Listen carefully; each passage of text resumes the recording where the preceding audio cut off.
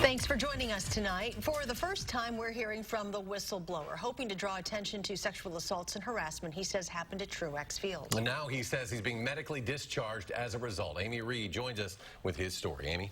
Master Sergeant Jay Ellis coming forward with these allegations has sparked 2 federal investigations, and now even facing a potential discharge. He said he doesn't regret what he did.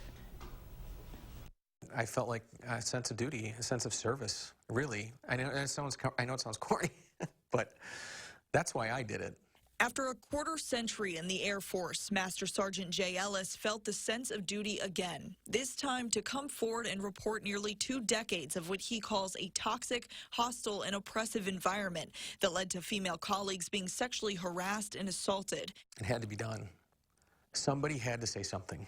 He said bringing his concerns to supervisors didn't seem to go anywhere, so he detailed multiple accounts in a letter to Senator Tammy Baldwin, which kicked off a federal investigation into the 115th Fighter Wing. Months later, he learned the medical examination board was looking at his file. He said looking for a reason to get him discharged. I have allergy to tree nuts. Well, I've had an allergy to tree nuts since I was a teenager. You know, the Air Force let me in knowing full well that I had an allergy to tree nuts.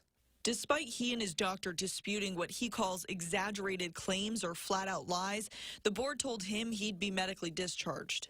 It definitely rips your heart out when they, you give everything that you have, to serving your country, and you give it to, to an organization like that, and they just seem to be able to cast you aside without thinking twice about it.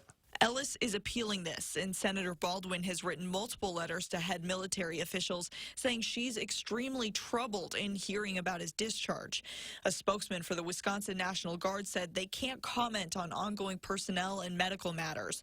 Also adding, medical evaluation boards are specifically set up in a way so the chain of command does not influence the outcome, and their purpose is to evaluate medical fitness for duty.